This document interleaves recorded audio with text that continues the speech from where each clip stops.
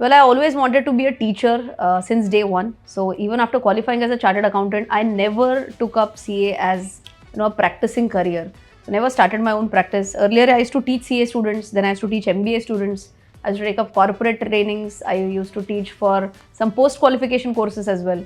But in 2019, after me completing 10 years of teaching, I thought that I need to cater to a bigger audience. So I was just imagining a classroom which doesn't have walls so that I can reach out to more and more students. And that's where I thought that I should start putting up content on YouTube, where the number of people to which I reach out is absolutely without any limit, no geographical boundaries. And that's how I turned from a classroom teacher to an online teacher. I think that was back in 2019 where I had applied for YouTube Next Up, and 12 content creators across India were selected for a boot camp, and I was one of them. In that boot camp, I got to interact with the OG content creators, and I got to know that there were few of them who had given up their full-time jobs and had taken the decision of becoming a content creator.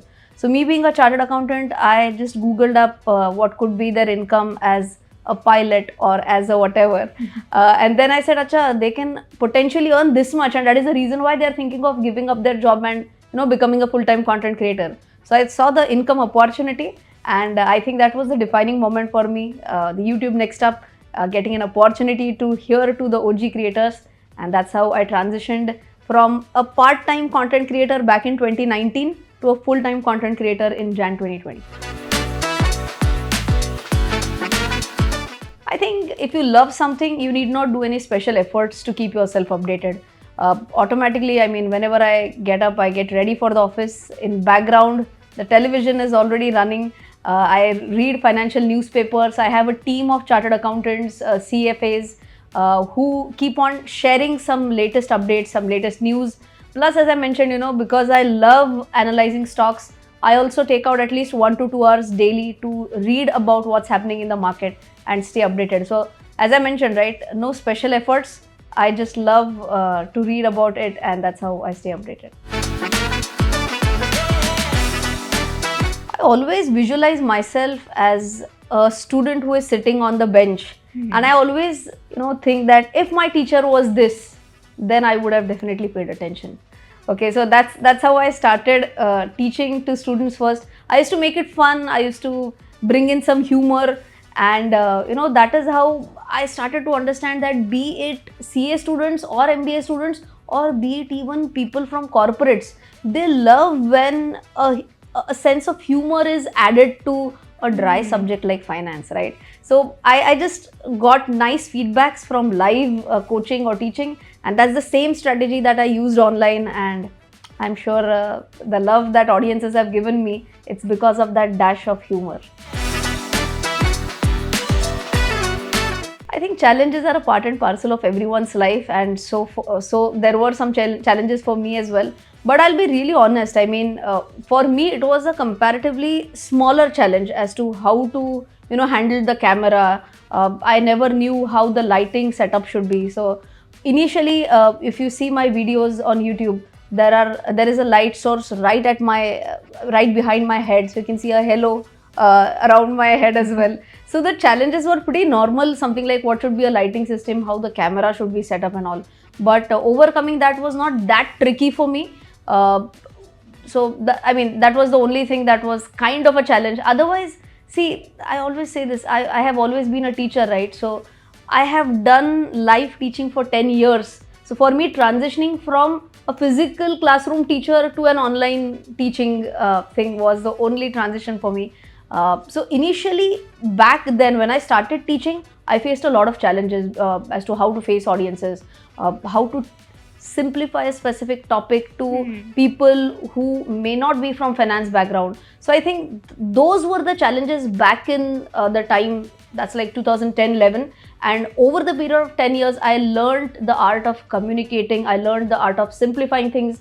And those same skill sets that I developed in the last 10 years, I brought them on table when I started content creation on YouTube. And that is the reason why I felt that for me, content creation was comparatively easy because I always knew how to communicate and how to simplify things for the audiences. The one that I'm wearing, introvert but always willing to discuss stocks. I think they should definitely like the merchandise that me and my team have designed. Reason being very simple, the point that I mentioned some minutes ago. I think finance otherwise is kind of a dry subject, but we have tried to bring in the humor which I put in my videos into my merchandise as well. So you will also see a very nice t-shirt which is like, we are not really interested in discussing breakups, but we are definitely interested in discussing breakouts. So all the fun, the humor element is there in my merchandise as well, and I'm sure everyone will love wearing them. With whomsoever I wanted to have a lunch date with, I already had.